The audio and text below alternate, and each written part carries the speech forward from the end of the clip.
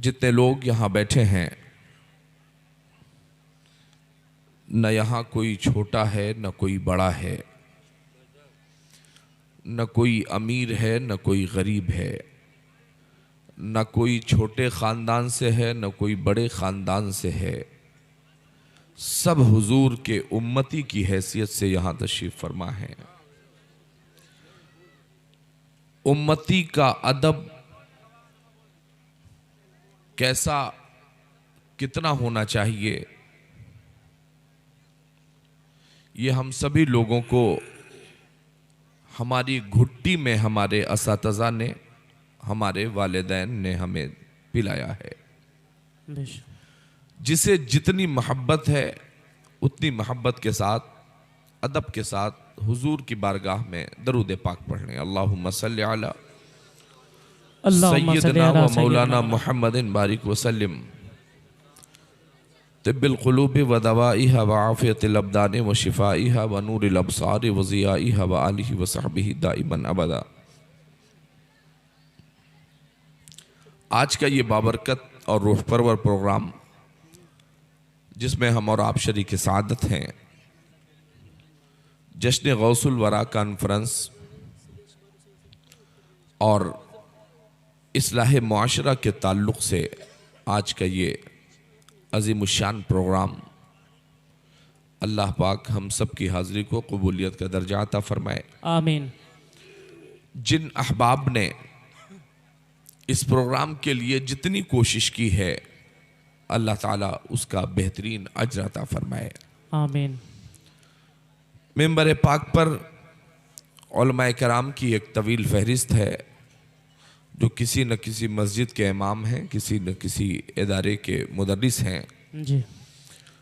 तमाम शोरा मौजूद हैं।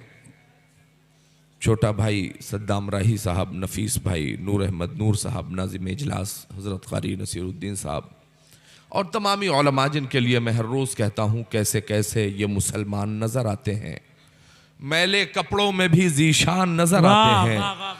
तुम अमीरी में भी फ़कीरों की तरह लगते हो, ये चटाई पे भी सुल्तान नज़र आते हैं।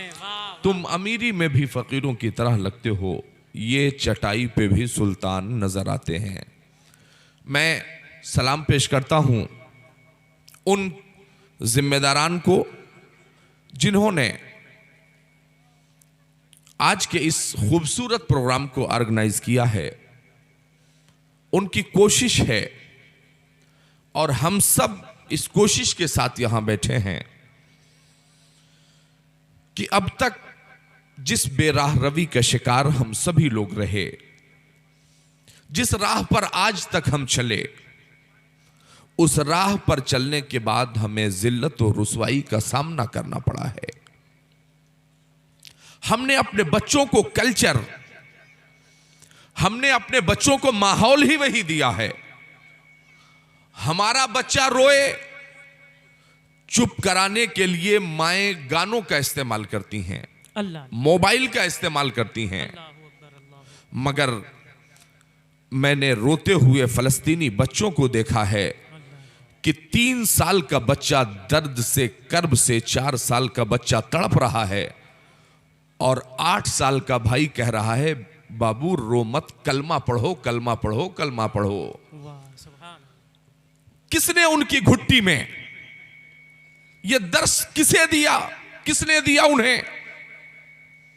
हमारे यहां 8 साल का बच्चा क्रिकेट खेलता हुआ गिर जाए तो बाप दौड़ता है, भाई दौड़ता है, घर के अफराद दौड़ते हैं, मगर पूरी बस्ती तबाह होने के बाद फलस्तीनी बच्चे को कुरान पढ़ते हुए देखा गया तो बच्चा पढ़ रहा था, वलनब्लुवन्नकुम बिशैइम मिनल खौफि वल जूइ व नक़्सिम मिनल अम्वालि वल अनफुसि वस्समरात वबश्शिरिस साबिरीन।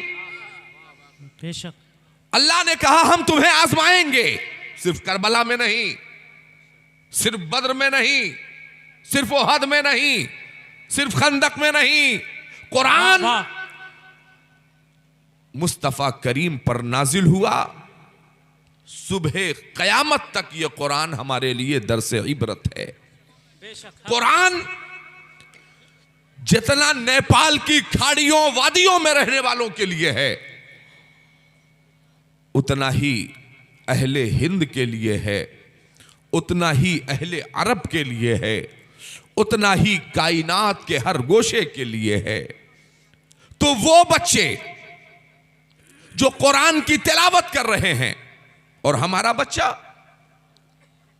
हमारे बच्चे को 12 साल के बच्चे को, 14 साल के बच्चे को वजू और गुस्ल का ठीक से तरीका भी नहीं पता। उन्हें जो जरूरी अरकान हैं उन्हें वो भी नहीं पता। मदरसे हालात क्या हैं? 99% मुसलमान रो रहा है, हजरत बरकत नहीं होती, हजरत औलादें बेवफा हैं, हजरत गद्दार हैं, हजरत बेवफा निकल गई। क्या हो गया?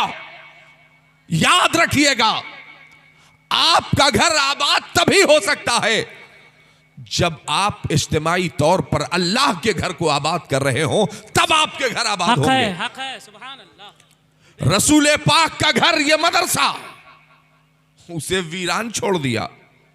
मकान बन रहा है, फाइनेंस की कोई प्रॉब्लम नहीं, दुकानें चल रही हैं, फाइनेंस की कोई प्रॉब्लम नहीं, खेत खरीदा जा रहा है, किसी को कोई प्रॉब्लम नहीं।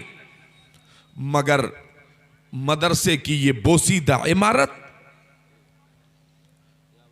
आप अंदाजा कीजिएगा, खुदा की कसम, सबसे ज्यादा जो नुकसान मिल्लत इस्लामिया का हुआ है वो किसी गैर ने नहीं, हमने अपने हाथों से किया है। अल्लाह। अभी कल एक जनाजे में हम लोग थे, वहां मैंने कहा, बड़े लोग मौजूद थे, मेरे अपने अजीज का जनाजा था, मुंबई से बॉडी आई, तो मैंने बताया कि मरहूम ने दुकान भी बनाया, मकान भी बनाने की तैयारी, पुराना था नया बनाने की तैयारी, मगर सबसे कीमती जो अमानत उनके पास रही कि अपना बेटा हाफिज कुरान था और बाप का जनाजा पढ़ा रहा था। इससे ज्यादा कीमती उनके लिए कुछ नहीं। वाह वाह वाह वाह वाह, बेशक बेशक, हक है। तालीम दोगे आप कॉन्वेंट स्कूल की। मैं अंग्रेजी तालीम का मुखालिफ नहीं हूं, दानिशवराने कौम, मेरी गुफ्तगू से आप यह समझने की कोशिश न कीजिएगा कि मैं असरी तालीमात का मुखालिफ हूं। आपके बेटे को असरी तालीमात हासिल करनी चाहिए, मगर कम से कम आपके बेटे को इतनी जानकारी, इतनी नॉलेज होनी चाहिए कि बाप के जनाजे पर दुआ कौन सी पढ़नी है। जी आपके बच्चे को यह पता हो कि हलाल क्या है, हराम क्या है। जी जी बिल्कुल। आपके बच्चे को पता होना चाहिए कि मजहब इस्लाम के जरूरी अरकान क्या क्या हैं, जी नमाज का तरीका क्या है, रोजा रखने का तरीका क्या है, ज़कात देने के मसाइल क्या हैं। अरबी तालीम के साथ साथ अंग्रेजी तालीम को मैंने भी हासिल किया, बड़े करीब से कॉलेजेस के निजाम को मैंने देखा है। इस जदीद दौर में मैंने एक भी डिग्री कॉलेज की एक भी ऐसी किताब नहीं पढ़ी जिसमें असातिज़ा के हुकूक बताए जाते हो। एक किताब मैंने नहीं पढ़ी जिसमें वालिदैन की फर्माबरदारी का तरीका बताया जाता हो, जिसमें यह लिखा हो कि अल्लाह को राजी करने के लिए पहले बाप को राजी करना जरूरी है। वाह वाह वाह। कोई किसी निसाब, किसी सिलेबस में मैंने ये बात नहीं पढ़ी।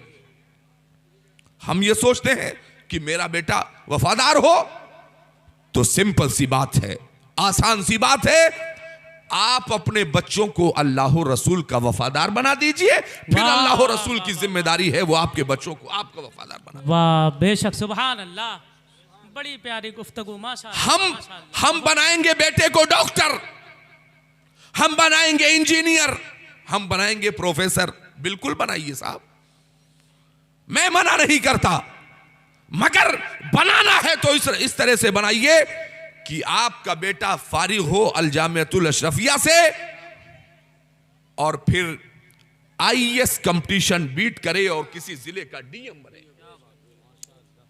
शायद कैमरे के जरिए से या मोबाइल के जरिए से या यहां खुफिया विभाग का कोई बंदा बैठा हो, तो मैं अपने मजहब की उस हकीकत को, जिन जाहिलों को टेलीविजन पर बिठा करके डिबेट कराया जा रहा है, 5000 के लिफाफे पर पूरे मिल्लत इस्लामिया के माथे पर बदनुमा दाग लगाया जाता है। खुदा की कसम, बुलाओ ना यार हम लोगों को, हम बताएंगे तुम्हें कि मजहब इस्लाम की हक्कानियत क्या है। मेरा मजहब यह कहता है, शायद अगल बगल में यहां गैर मुस्लिम बिरादरान वतन भी रहते हो, मेरी आवाज को वो भी सुनेंगे। मेरा कुरान कहता है, मन कतल नफ्सम बिगैर नफ्सिन औ फसादिन फिल अर्ज़ि फकअन्नमा कतल अन्नास जमीआ। इस पूरे रुए जमीन पर, पूरे ब्रह्मांड पर, पूरी धरती पर एक कतरा खून भी अगर किसी का नाहक जमीन पर बहा, कुरान ने मोमिन का खून नहीं कहा, नमाजी का खून नहीं कहा, गाजी का खून नहीं कहा, किसी हाजी का खून नहीं कहा, किसी आलिम और फाजिल का खून नहीं कहा, किसी का भी खून अगर जमीन पर नाहक बहता है तो कुरान कहता है कतल अन्नास जमीआ, समझ लो पूरी इंसानियत का खून हो गया। अल्लाह, ये कुरान कह रहा है। ये तालीम हमने अपने बच्चों को नहीं दी। हमने अपने बच्चों को तालीम कौन सी दी है? हमने तालीम दी, बड़ा शौक चढ़ा हुआ है ना, ये मौलवी हजरात, मिंबरों पर बैठने वाले ये हजरात उलमाए किराम ना हो तो कितने लोगों को अटैक आ जाएगा, मर जाएंगे। याद रखिएगा कि उलमा से आप मिलजुल करके रहिए, इनसे इस्तिफादा हासिल करिए। इनका मकाम और मर्तबा यह है कि फजर पढ़ेंगे इनके पीछे, जोहर इनके पीछे, असर मगरिब इशा इनके पीछे, जुमा इनके पीछे, ईदैन इनके पीछे। आगे जाने के लिए एक ही सूरत है, मरना पड़ेगा, जनाजे की चारपाई पर लेटना पड़ेगा। वाह वाह वाह, दूसरा कोई रास्ता नहीं। आपको लगता होगा कि हमारी तनख्वाहों का इंतजाम किसी सेठ, किसी भंगारिया सेठ, पीओपी वाले सेठ और लकड़े वाले सेठ के जरिए से हो रहा है, मगर खुदा की कसम हमारी रोजियों का इंतजाम किसी सेठिया के दरवाजे से नहीं, फातिमा बिन्ते मोहम्मद सल्लल्लाहु अलैहि वसल्लम की दुआओं की बुनियाद पर। सुभान अल्लाह, सुभान। आपने दुआ मांगी, ए बारे इलाहा, अब्बा की उम्मत में जितने उलमा हैं इनकी रोजियों को दुनिया के हर हर गोशे में फैला दे, जहां भी रहे इनकी रोजियों का इंतजाम होता रहे। हम जहां भी हैं रोजियों का इंतजाम हो रहा है, अगरचे कम तनख्वाहें हैं, मगर किसी आलिम को भीख मांगते हुए आपने नहीं देखा, किसी के सामने हाथ फैलाते हुए आपने नहीं देखा। आपने कभी किसी हमारे आलिम दीन को किसी सेठ की बेजा तारीफ करते हुए नहीं देखा होगा, क्योंकि मिंबरों पे आने के बाद हम जब भी बोलते हैं तो मिजाजे रजा के साथ करूं मदहे अहले दुबल रजा, पड़े इस बला में मेरी बला, मैं गदा हूं अपने करीम का, मेरा दीन पारे ना नहीं। वाह, सुभान अल्लाह। हम किसी दुनियादार की तारीफ क्यों करें? हम जब भी तारीफ करेंगे तो जनाबे अहमद मुख्तार की तारीफ करेंगे, अपने पैगंबर की तारीफ करेंगे, जिन्होंने हमें सोने जागने, उठने बैठने, जिंदगी से लेकर कब्र में जाने तक सारे मामलात और सारे हालात जिसने बताए हो, हम अपने उस पैगंबर की तारीफ बयान करेंगे। तो शौक चढ़ा लोगों को कॉन्वेंट स्कूल में भेजने का, बिलाशुबा कॉन्वेंट स्कूल में आपके बच्चों को जाना चाहिए, अंग्रेजी तालीम भी जरूरी है। इस्लामी तारीख का वो शेर जिसे सुल्तान मोहम्मद फातिह के नाम से जाना जाता है, आपने कई मुल्कों पर परचम इस्लाम बुलंद करने के बाद आपने अपनी फौज को आगे बढ़ने का हुक्म दिया और फिर आपने कहा था कि आप आगे चलो, पीछे मैं आ रहा हूं। आपकी रान पर छोटा सा एक फोड़ा निकल आया जो पक गया था। आपका फैमिली डॉक्टर जो था ईसाई था, उसने जहर में बुझे हुए आले से सुल्तान मोहम्मद फातिह के उस पके हुए फोड़े को उसने जहर आलूद आले से उसने चीर दिया। चीरना था कि पूरे जिस्म में जहर फैल गया। आखिरी वक्त में इस्लाम का वो शेर, पैगंबर इस्लाम का वो गुलाम सुल्तान मोहम्मद फातिह आखिरी वक्त में बिस्तर मर्ग पर लेट के कह रहा था, जहां एक तरफ हमारे बच्चों के कंधों पर हदीस और कुरान की जिम्मेदारी होनी चाहिए, वहीं हमारे कौम के बच्चों को हकीम और तबीब भी होना चाहिए, वहीं डॉक्टर, इंजीनियर, प्रोफेसर और लेक्चरर भी होना चाहिए। ये सुल्तान मोहम्मद फातिह ने कहा था। मगर हैरत है मुझे, हमने अपने बच्चों को कॉन्वेंट स्कूल में भेजने के लिए हमने मदारिस इस्लामिया को आज कहां पहुंचा दिया है? तकरीबन आपको लगता होगा कि आपके यहाँ का मदरसा बंद हो जाने के कगार पर है, साहब तनख्वाहें नहीं है, साहब लोग ध्यान नहीं देते, मगर याद रखिएगा ये मदरसे हैं, मदरसे जो आपको ऑक्सीजन फराहम करने का काम करते हैं। कौन सी ऑक्सीजन? एक ऑक्सीजन की कमी हुई थी कोरोना काल में, एक ईमान की ऑक्सीजन की कमी फराहम करता है आपका ये मदरसा, आपका ये दारुल उलूम, आपके ये मदारिस इस्लामिया। आप कहोगे साहब ये कैसे? जानते हैं दुनिया के उन बेशतर ममालिक में देख लीजिए जहां दुनिया की सुपर पावर ताकतों ने सबसे पहले हमला करके अगर जमीन से किसी को मिटाने की कोशिश की है तो सबसे पहले जमीन से उलमा को खत्म किया जाना उनके सबसे बड़ा प्लान में रहा है, उनका मंसूबा रहा है कि जमीन से उलमाए किराम को खत्म कर दिया जाए, हुफ्फाज़े कुरान को जमीन से खत्म कर दिया जाए। मगर आइए मैं तारीख का वो बाब आपके सामने रखना चाहता हूं।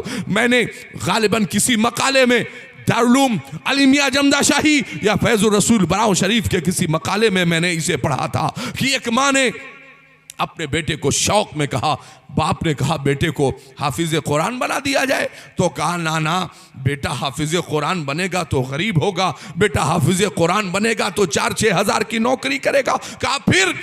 कहा बेटे को कॉन्वेंट स्कूल में भेजना है। बस कॉन्वेंट स्कूल में भेजने की तैयारी हो गई, ड्रेस बन गया, शू सॉक आ गया, टाई आ गई, तमाम जो भी जरूरत की चीजें थी सब आ गई। और फिर उसके बाद तारीख बताती है बेटा पहले दिन स्कूल गया और स्कूल जाने के बाद न मास्टर ने बिस्मिल्लाह पढ़ाया ना औजुबिल्लाह पढ़ाया।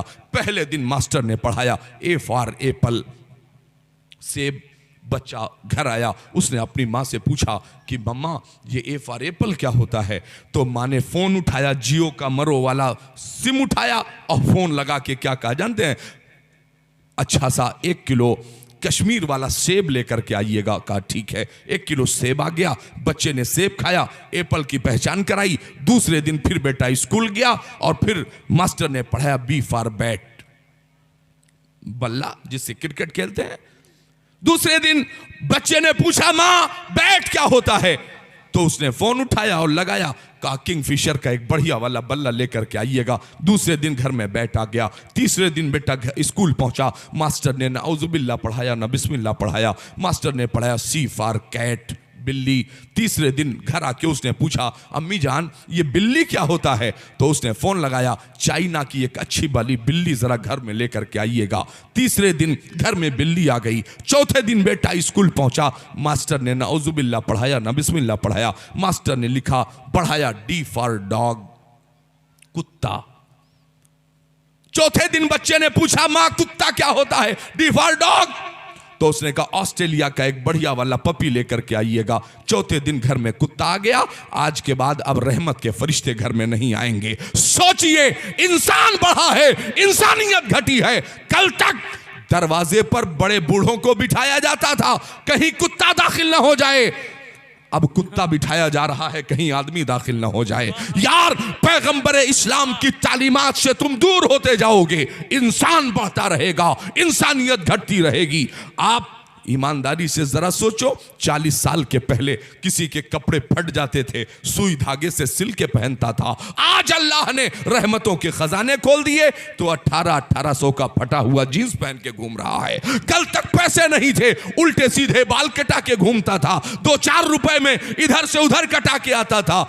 आज 400 रुपए देकर के गधों की तरह बाल कटा के घूम रहा है। और फिर पूछता है मुसलमान हजरत हम तबाह क्यों हैं, हजरत हम जलील क्यों हैं, हजरत हम रुसवा क्यों हैं? सुनो, रुसवा इसलिए हो कि तुम होटलों पर बैठते हो, तुम्हारा जब बिरादराने वतन, जब तुम्हारा गैर मुस्लिम, जब तुम्हारे पड़ोस में रहने वाला गैर मुस्लिम तुम्हें देखता है कि कल तक अजान की आवाज पर ये भाग के मस्जिद जाता था, आज अजान की आवाज पर ये मोबाइल देख रहा है, 2020 और वर्ल्ड कप देख रहा है, ये मैच देख रहा है। जिस अजान की आवाज पर कुरान को बंद कर देने का हुक्म है, मुसलमान उस पर मोबाइल बंद करने के लिए तैयार नहीं है। इसलिए तुम जलील हो क्योंकि पैगंबर इस्लाम के कानून को चोट पहुंचाया है तुमने, शरीयत मुतहरा को चोट पहुंचाया है तुमने। आज फलस्तीन में जुल्म हो रहा है, आज के चंद महीनों पहले बर्मा में जुल्म हो रहा था। हमारी कौम की बेटियां हाथ उठाती हैं और दुआ करती हैं, अल्लाह फिर से किसी भेज दे सुल्तान सलाहुद्दीन अय्यूबी को, दुआ की जा रही है, भेज दे किसी मोहम्मद बिन कासिम को, दुआ की जा रही है, भेज दे किसी खालिद इब्ने वलीद को। ये दुआ करने का हक उन माओं को कोई हक हासिल नहीं है जो अपने बेटे को दूध पिलाने से पहले बिस्मिल्लाहिर्रहमानिर्रहीम भी पढ़ना गवारा न करती हो। उन माओं को यह ख्वाब देखने का कोई हक हासिल नहीं है जो अजान की आवाज पर सर पे दुपट्टा रखना भी गवारा न करती हो। याद रखिएगा, फलस्तीन की तारीख पढ़ करके सिर्फ रो मत, रो तो अपने किस्मत पर रो यार, कि तुम्हारे यहां अल्लाह ने दौलत दी है तो तुमने अपनी बेटियों को बाजार की जीनत बना के रख दिया है, मगर फलस्तीन की बेटियां कह रही हैं, खबरदार, मेरे ऊपर छत गिर पड़ी है, कोई बात नहीं, मैं फंसी हूं, कोई बात नहीं, चंद घंटों में मर जाऊंगी, कोई बात नहीं, मगर खबरदार, हाथ न लगाना, गैर महरम हो तुम, हमें छूने की कोशिश न करना, हमें ऐसी मदद नहीं चाहिए जिसमें फातिमातुज़ ज़हरा की चादर पे दाग नजर आ जाए, हमें वो मदद नहीं चाहिए जिस मदद के पीछे तुम्हारी नजर कहीं और हो, हाथ कहीं और हो, तुम ये दिखा रहे हो दुनिया को हम तुम्हारी मदद के लिए आए हैं, ऐसी मदद हमें नहीं चाहिए। क्या सबक हासिल नहीं कर सकते हम? तो माँ ने पहले दिन, दूसरे दिन, तीसरे दिन, चौथे दिन बेटे को भेज दिया स्कूल, मगर जब वही बेटा बड़ा हो गया, जब शबाब की दहलीज पर पहुंचा, माँ ने इतनी दुआ की कि बेटा डॉक्टर हो गया। और जब बेटा डॉक्टर हुआ तो दिल्ली एम्स में उसकी जॉब लग गई। अब दिल्ली एम्स बच्चा पहुंच गया और पहुंचने के बाद उसने 6 महीने तक कोई खैरियत ना पूछी, अपने को पढ़ाया ही नहीं था आपने ना, आपको तो शौक था डॉक्टर बनाने का, आपको शौक था तो प्रोफेसर बनाने का ना, तो 6 महीने तक कोई खैरियत नहीं मिली। अब अगर आखिरी वक्त में, मुसीबत के वक्त में कोई नजर आया तो सामने मदरसा नजर आया, मौलाना साहब बैठ के आना लाना दाता हारा पढ़ा रहे थे, पहुंच गई और सलाम करके पूछा, ये आना लाना दाता हमारे उलमा, आज तक मुझे वो याद है जो मैंने तामीर अदब में पढ़ा, और खुदा की कसम अगर अपने बच्चों को बदअकीदा होने से बचाना है तो अपने बच्चों को सबसे पहले मकतब की तालीम दे करके नूरानी तालीम और तामीर अदब पढ़ाना पड़ेगा। आपके बच्चों को ये पता हो कि हलाल क्या है, हराम क्या है, आपके बच्चे को पता क्या है, मुस्तफा का वफादार कौन है, मुस्तफा का गद्दार कौन है, आपके बच्चों को यह पता हो सहाबा की तालीमात क्या है। आज हम नबी की नात पढ़ें, हमसे सवाल होता है साहब कहां लिखा है, कहां से आपने इतनी तारीफ हो तौसीफ कर दी, हमसे ना पूछो, जनाबे हस्सान से पूछो ना। जनाबे हस्सान कहते हैं, वाहसनु मिन कलम तरक़त आईनी वाजमलु मिन कलम तलिदिन निसा खुलिक़्ता मुबर्रअम मिन कुल्ली ऐबिन कान्नका क़द खुलिक़्ता कमा तशा। या रसूल अल्लाह, आज तक हमारी आंख ने आप जैसा हसीनो जमील देखा ही नहीं, और देखती भी कैसे, किसी माँ ने आज तक पैदा ही नहीं किया। अब इसी अरबी शेर को उर्दू में तर्जमा करके हमारे शोरा पढ़ते हैं कि मुस्तफा आपके जैसा कोई आया ही नहीं, आता भी कैसे जब अल्लाह ने बनाया ही नहीं। अल्लाह ने बनाया ही नहीं है तो आने का सवाल पैदा नहीं होता है।